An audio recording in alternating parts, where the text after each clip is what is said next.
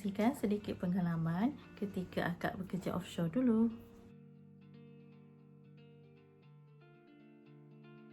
Masa akak kat universiti dulu, akak pilih geologi sebab akak nak jadi seorang geologis, and akak punya cita-cita nak pergi offshore naik chopper. Dan cita-cita akak tu tercapai apabila akak dihantar beberapa kali ke offshore masa akak bekerja sebagai geologis di Petronas dan Nippon Oil. Tapi sebelum pergi offshore, wajib pergi training BOSET dulu. Bagi akak, training BOSET ni adalah benda yang paling scary dalam hidup akak lah, sebab akak ni tak pandai berenang. Walaupun akak tak pandai berenang, tapi akak lepas juga pergi offshore. So, kalau anda tak pandai berenang, jangan risau, anda pun boleh pergi ke offshore juga. Okey, BOSET ni adalah singkatan dari Basic Offshore Safety Induction and Emergency Training, atau dalam bahasa Melayunya, Asas Induksi Keselamatan dan Latihan Kecemasan di Laut. Kursus BOSET ni adalah selama 3 hari. Kos kursus ni agak mahal, tapi biasanya dibayar oleh syarikat yang hantar pekerja ke offshore. Dalam kursus ni ada emergency first aid, firefighting, sea survival, self-rescue, lifeboat training dan juga helicopter survival atau HUAT. Dan seperti biasa, helicopter survival adalah part yang paling susah, dan itulah yang akak paling takut lah. Sepanjang akak kerja selama 10 tahun dulu, 3 kali akak kena pergi BOSET, dan 3 kali jugalah akak kena main selam-selam dalam air. Okay, first training ialah emergency first aid. Yang ni, dia punya training dia dalam kelas je lah. Dia ajar teknik yang betul untuk melakukan CPR dan beberapa panduan kecemasan yang lain lah. Training yang kedua ialah firefighting. Okey, yang ni agak mencabar sikit. Kami dibahagikan kepada grup dan kami kena masuk ke dalam bilik gelap yang penuh dengan asap. Kami kena jalan, pegang baju kawan dan sebelah tangan lagi pegang dinding. Akak rasa masa tu akak masuk bertiga-tiga, and depan sekali tu adalah leader yang akan bagi arahan dan bagi tahu obstacle siapa kat depan tu. Sebenarnya masa tu main point dia ialah nak cari jalan keluar dalam keadaan gelap dan berasap tu. Kalau orang yang ada fobia tempat sempit atau gelap, memang tak digalakkan lah untuk join ni sebab takut sesak nafas. Kemudian kami ada latihan kebakaran bersama abang-abang bomba. Okey, latihan ketiga ialah sea survival, life rescue and lifeboat training. Okey, yang ni dia buat dekat kolam dan dibahagikan dalam grup. Ia adalah latihan untuk bertahan hidup di tengah laut selepas kemalangan sementara menanti bantuan tiba. Okey, part yang ni best lah sebab main air dekat permukaan air je lah. So yang ni akak tak berapa takut lah sebab just main dekat permukaan air and pakai all the safety jacket. Yang keempat adalah Helicopter Underwater Escape Training atau HUAT. Dan ini adalah part yang paling akak takut. Mana taknya sebab helikopter tu akan terbalik dan kepala akan ke bawah lah. So you are upside down, maksudnya terbalik dan di dalam air. So bayangkan.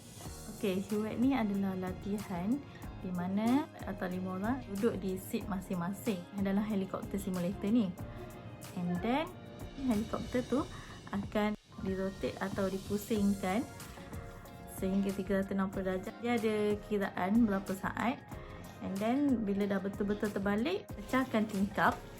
Kena pecahkan tingkap bukan menggunakan siku tapi menggunakan bahu sekuat hati, dan kemudian baru lepaskan safety buckle.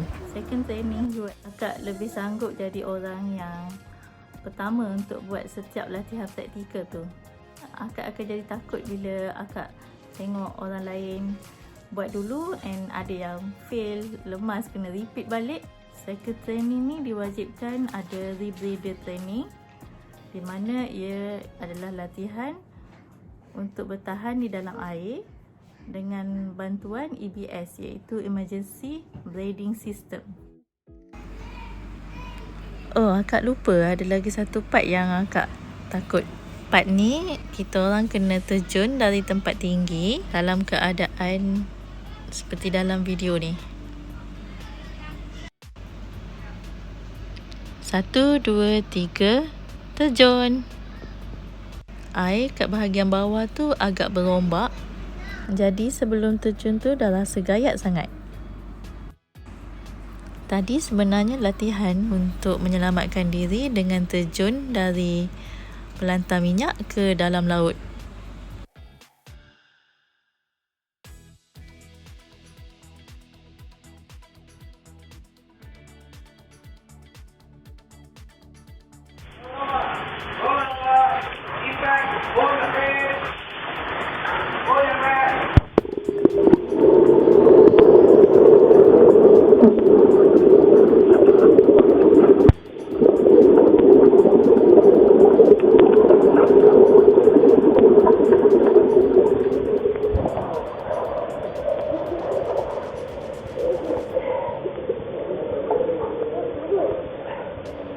Smile to the camera.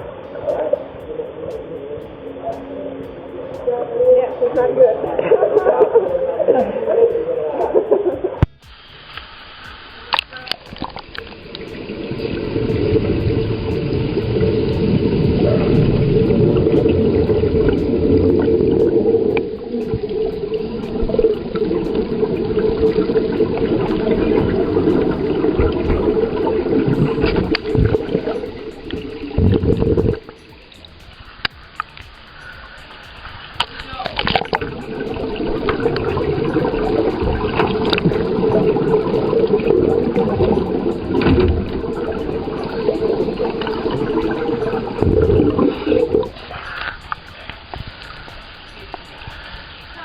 This way, brother.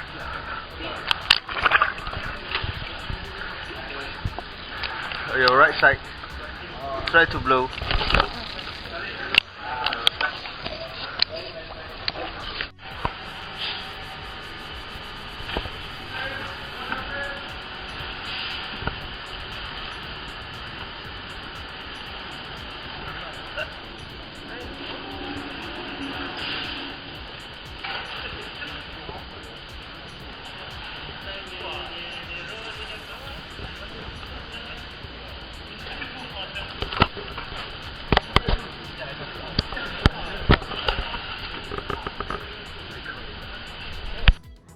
Okey, itu sahaja perkongsian akak untuk part 1 ni. Untuk part 2 nanti, akak akan ceritakan pengalaman akak naik chopper untuk pergi offshore. Dan akak akan ceritakan juga bagaimana pengalaman bekerja di offshore. Okey, jika anda suka dengan perkongsian akak ni, sila tekan butang like and subscribe untuk lebih banyak perkongsian kisah-kisah baru. Terima kasih kerana menonton. Bye.